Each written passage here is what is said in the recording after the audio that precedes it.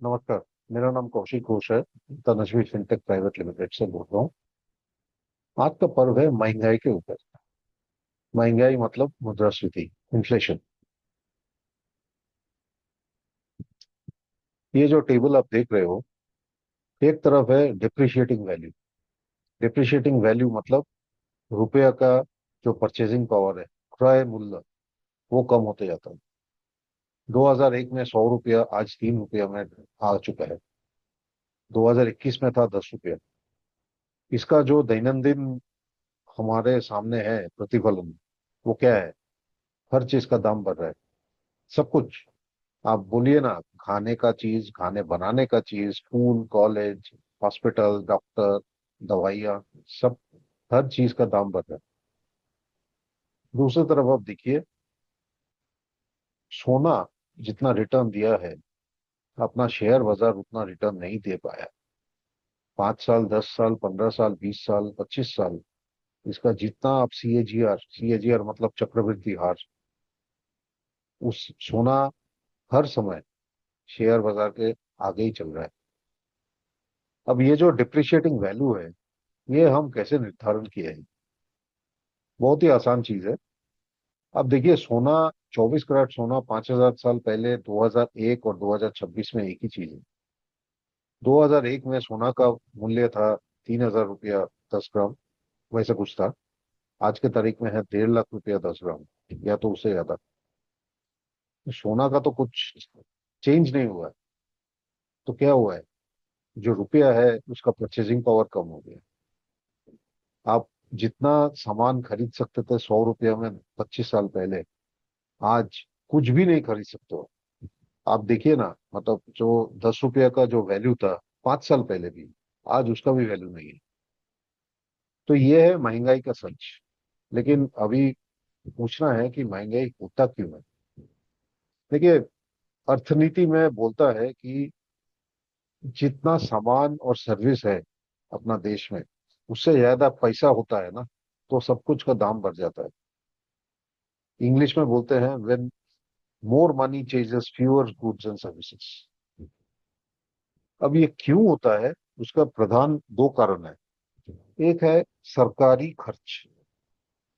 कोई भी सरकार ले लीजिए, कोई भी समय ले लीजिए, आप देखेंगे सरकार अपना इनकम से ज्यादा खर्च करता है। अब क्यों ऐसा है? क्योंकि वोट जीतना है, अनुदान देना है, और अन्य खर्च करना है। और एक प्रधान कारण है, हमारा देश में अधिक काला धन है। ये जो काला धन है, ये किसी अलमारी में नहीं रखा हुआ है। ये काला धन से घर, संपत्ति, जमीन, सब कुछ खरीदा जाता है। आप तो देखे ही होंगे कि घर, फ्लैट, जमीन का दाम कितना बढ़ रहा है। एक एक कारण है कि ये काला धन उधर जाता है। तो सच ये है कि महंगाई था, है और रहेगा। तो हम क्या कर सकते हैं?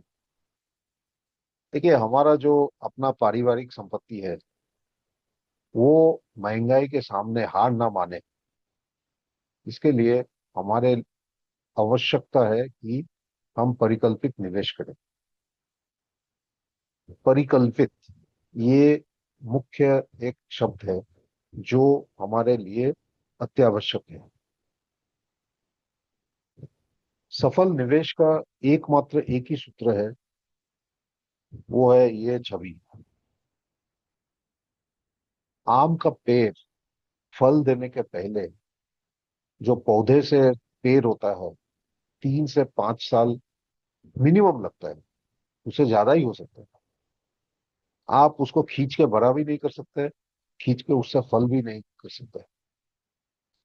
आपको सब्र करना है, आपको धैर्य देना है, आपको पेशेंस चाहिए। वही पेशेंस, वही सब्र, वही धैर्य सफल निवेश का सूत्र है। आपके हाथ में क्या है? आप आय करेंगे और संचय करेंगे।